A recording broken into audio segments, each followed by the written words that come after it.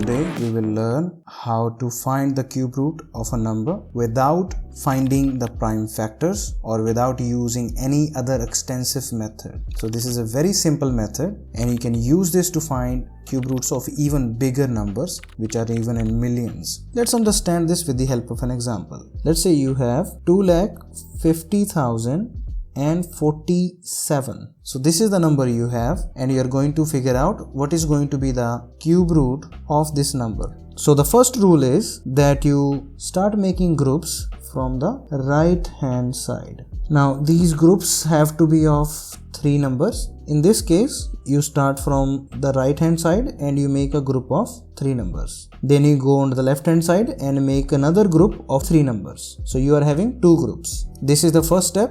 Now we go to rule number 2, which is to use the right hand group. So let's use this group, which is 0, 4, 7. Now if you pay attention to the last digit, which is 7, it is giving us some information. See, if you have 3 multiply by 3 multiply by 3, that means cube of 3 is going to be 27. So whenever there is a number whose unit number is 3, its cube is going to have the last digit 7. You can try this with let's say even 13. So its answer is going to be 2197. Again 7 comes at the end. Now this can tell us that if the last number is 7, that means in the cube root last number is going to be 3. So we have at least one digit. We know the unit place of the cube root. That is how you will use the right hand group of that number. So the last 3 digits, you will just use the unit digit and figure out what is the unit digit going to be of the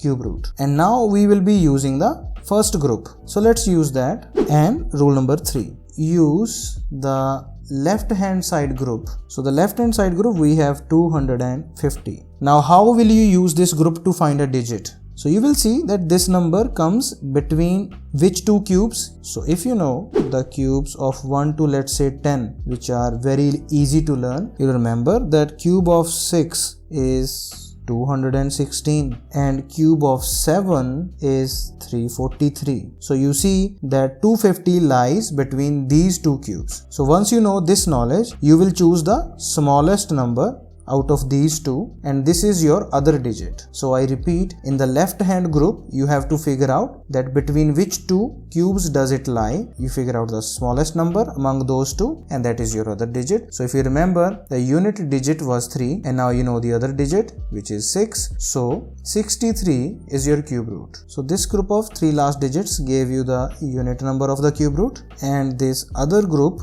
gave you the other number. So you have this cube root and that is how you can calculate the cube root of a big number without even doing any calculation.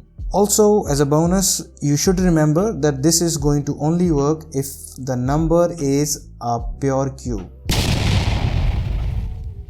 So rule number 1, start making groups of 3 from the right hand side to the left hand side. Then use the right hand side group to find the unit number and use the left hand side group to find the 10th place number.